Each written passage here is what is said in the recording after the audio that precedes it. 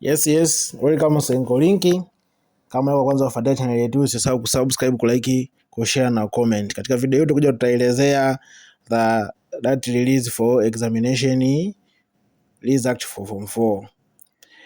Rasmi leo Baraza la Mtihani la NECTA kupitia kwenye social network zake limetoa tangazo rasmi la tarehe na siku ambayo itarelease matokeo ya kidato cha 4 yaliyofanyika mwaka jana 2025.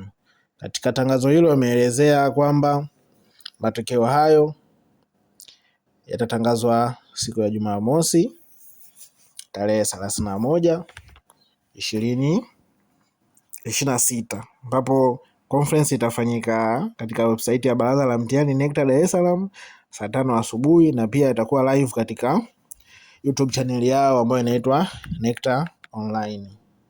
So kwa wale wote ambao walikuwa na uhitaji au walikuwa wanatamani kujua lini, saa ngapi na muda gani matokeo ya kidato cha 4 yatatangazwa, basi NECTA imejibu kiu hiyo na kuonyesha au kutoa tarehe rasmi ya kutangazwa matokeo hayo, na matokeo hayo yatapatikana katika website yao ya NECTA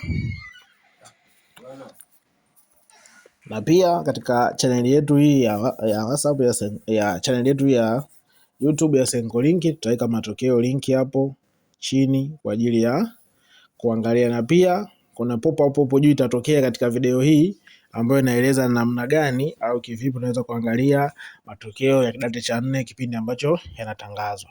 Pia kama mara yako ya kwanza ufuatia channel yetu, usisahau kusubscribe, kulike, kushare na comment ili wa kwanza kupata video zetu kipindi tunazi upload. Kingine pia tunao analysis ya matokeo ya kidato cha 4 ambayo itakusaidia kuchambua kwa urahisi sana matokeo hayo. Linki utaweka hapo chini kwenye description kwa ajili ya kwenda kuangalia video hiyo ambayo inaelezea ni namna gani ya kufanya analysis ya matokeo. Na matokeo haya, kwa kama tunavyojua, walimu wengi ambao labda hapo kwenye shule za private wana hamu sana ya kupata hayo matokeo kwa let's say kwa ajili ya kupata commission. Kama utapata division kama utapata 1 utapata somo lako litapata A, let's say B, labda walimu wa taaluma anaweza katunukiwa kama shule na 1 na nini hivyo. Kwa hiyo Baraza la Mtihani kupitia katibu wake, katibu mtendaji Profesa Saidi Hamed, tarehe 31 Jumamosi mapema sana matokeo yatakuwa released hapo. Usichoke kutufuatilia na kuwa katika channel yetu. Tutana katika video nyingine. Asanteni sana.